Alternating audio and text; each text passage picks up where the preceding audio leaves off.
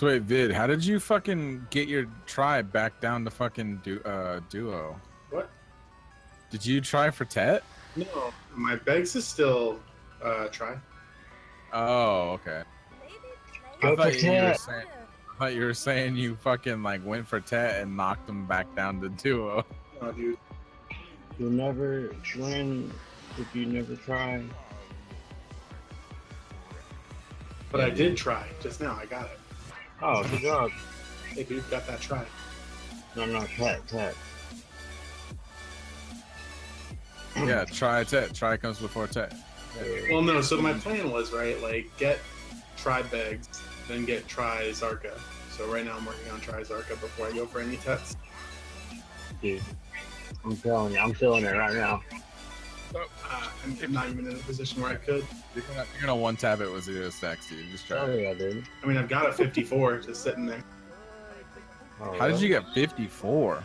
Failing try on an Awakening Scythe for Sorceress 19 times. Jesus. Yeah, I made 2 43s and a 54. Oh my god.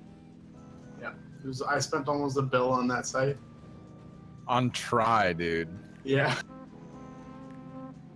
But at a point, it's like, fuck, man. Like, should I give up and just accept that I threw away all the money, or just put another 4 mil into buying another shard? As long as you have your spell stacks, you didn't throw it away. You're right. Well, that's the thing though, is when you go for try and you fail, you burn those stacks on fucking when you get. Eventually, you are burning stacks because you've got to get it back up to duo again. Yeah. So you do come out with stacks, but it's not worth. Plus, if you're doing it on a weapon, then all your stones are twice as expensive. Yep. Which is like... Which I never understood, because there's more weapon stones in the market. It's like they're needlessly more expensive. The game decided that they were more expensive. Yeah, that's what I mean. It's like they're more expensive for no real reason. I think it's because there's not any money. There are though. There was way more. Weapon stones are always on the market because no one fail stacks with them because they're twice as expensive. That and weapons are usually more expensive as well. So really, they're only more expensive because Pearl Abyss decided like these are gonna be more expensive. Everyone says don't sell your stones, but I sell weapon stones. I keep armor stones. Cause I really need weapon stones. Yeah. I usually grind whatever ones I get into Blackstone powder, because you get a shit ton. Like I can grind 18 and get like 2k grand Blackstone. That's great. Is that affected by your processing level? I might try that. Yeah, it does. Like I think at professional, you still get the extra proc. How do you turn a profit? I'm a master. How do you turn a profit with Blackstone powder? Well, Blackstone powder is almost used in every crafting, so every workshop, any crate you make.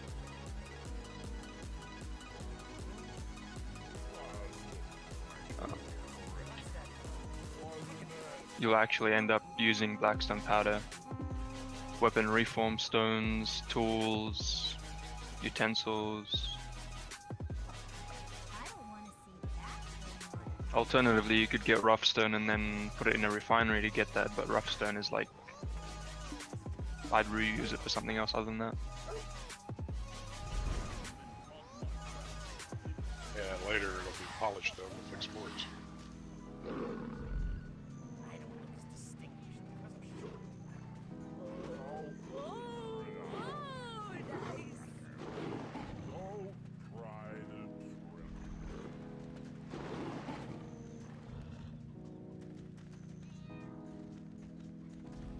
Yeah, this game's fucking incredible.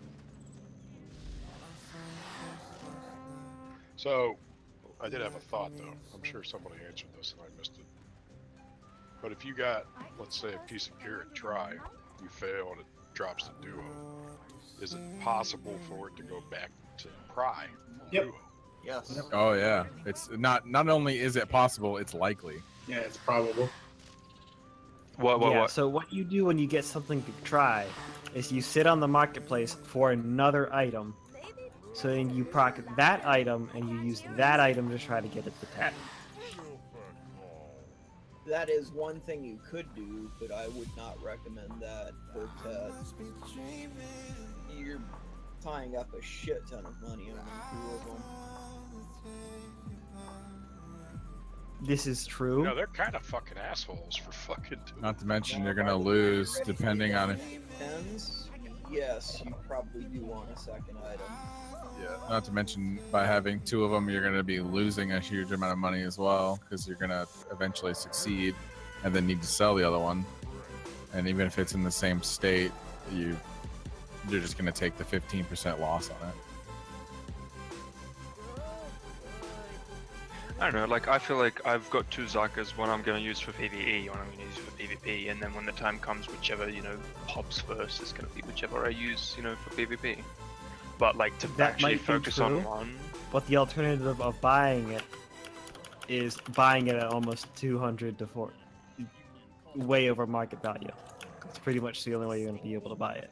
Well, to be fair, almost every enhanced item is worth way more than market value anyway. Exactly.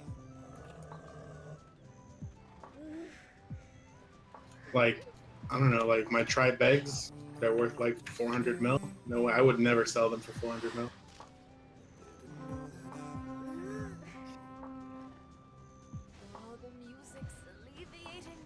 So here's a I spent question. less than 400 mil on mine.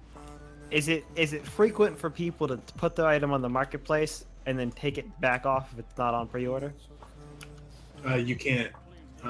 It has to be active on the marketplace for 5 minutes before you can cancel it. So like any someone has to item- not buy it. Yeah, and any item worth pre-ordering is going to be purchased in that 5 minutes. Yeah. Unless you're playing like a shit class like Ranger, Low. then your shit's gonna sit on the marketplace forever.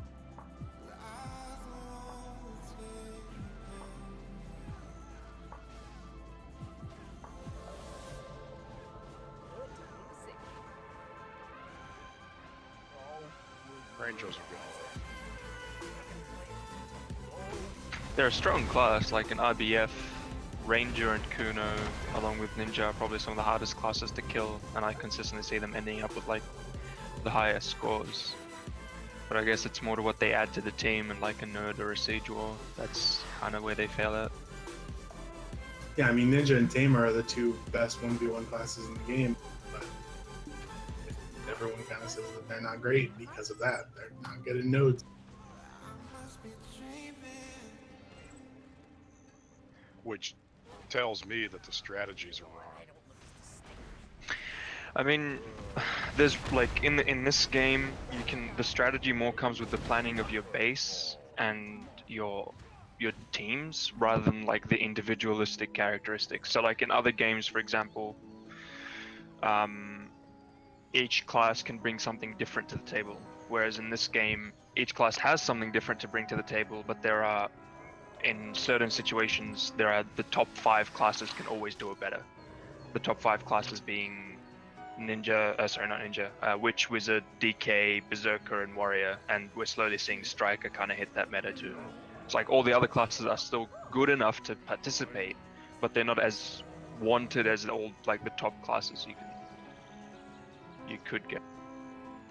I buy all that, but if you're able to one-on-one kill somebody better than, so like Caulk could fucking on my ass if you focus me. And so in Node Wars, that's then what you need to do. How do you do it? That's so if I get that's tough and may not be being done like it should be. Okay, so what it amounts to is, yes, he can 1v1 take somebody out, but I can 1v10 and take them out. In Node Right, Wars, unless the he fact that my takes you- AoEs just blow the fuck out of huge areas. Yeah, but if he That's what takes makes- you out, you don't. Well, take that's the thing. So like a That's the really thing, good he witch. never gets near enough to me to take me out. That's why DKs are so good right now. They're anti-Witch Wizard. Yeah, DK suck. So they're What kind of like other the games do you play? Who, me? Because it might be easier to explain to you this way. I've played every fucking thing, probably. Okay, so you played League? No, I didn't play that. Okay, you play any other MOBAs? Go Explain to ahead. me in terms of another MMO like WoW or Guild Wars or ESO or anything like that. It's Oh, I mean, that's really, another it's good just one. that the thing that those classes excel at, those scenarios don't happen in Node Wars. So like The you split- 1v1 or 1v3 little like those small battles don't happen, and that's what they excel at. split the classes in terms of how they play. So split the classes into front line, mid line, back line, and then pick. Your back line are your witches, your wizards, and your DKs. DKs can also work well in mid line too, or they can work fine in pick. Your front line are usually your warriors, your zerkers, your strikers now. I think that's it. Your in the pick. front line. Well, like I'm trying to separate it in terms of like how you would. So you wouldn't exactly be where Vic is standing. You'd be standing behind him by a few feet. No, actually, Kind of thing. I understand what all you guys are saying. I hear you. I even get the fucking strat. I've led. I understand. What I'm saying is that it's not being properly executed, to my opinion. Because if it was, then it would work and it could be done.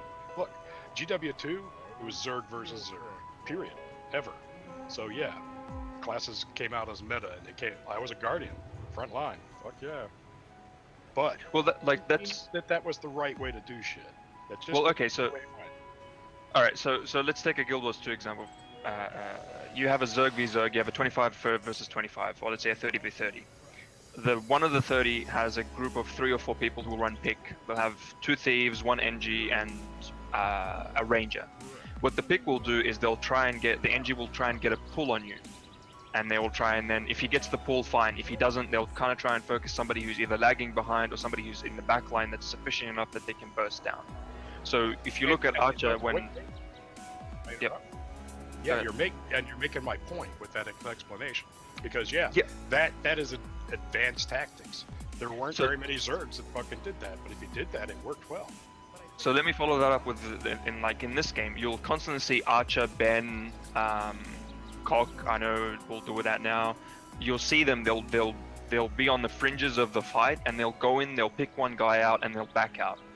But the thing is, a lot of the people, when they do decide to push, when we get pushed, for example, when Vic gets pushed and we have to backpedal, or when we're pushing on somebody, there are so many AoEs happening that it's very hard to pick a target out because of how like the game's like intrinsic CC system. There's a lot of flash, sure, but there's that included. But the bigger problem is the CC system.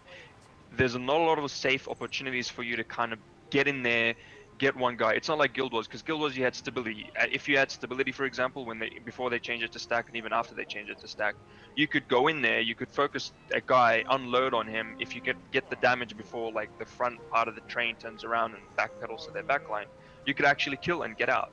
Whereas in this game, if you do that, you can still get CC'd, and as soon as you get CC'd in the middle of a pack, it's a big problem. So trying to play a pick in this game is very tough. You actually have to wait for them to make a mistake before you can initiate, which is why you don't see a lot of the pick classes in the game. You do see them scouting, you do see them doing things like going on the fringe, harassing opponents, they'll harass people, rushing in on their horses kind of thing. They do that and they have their place, but when it comes to like a big group fighting another big group, that's where they kind of get outshined by all the other classes. And I understand. I just think that the skills, it's possible to take the skill back. To where the assignments are made, people know how to do it, they do it, they know what to do. Yeah, but the problem is you have so many people that fucking reroll all the time, so they can't set anything. Yeah, I hear you. But I said it's possible for the skill to get there. I would say it's likely. No, like I agree with you. Like once we hit a certain level where everybody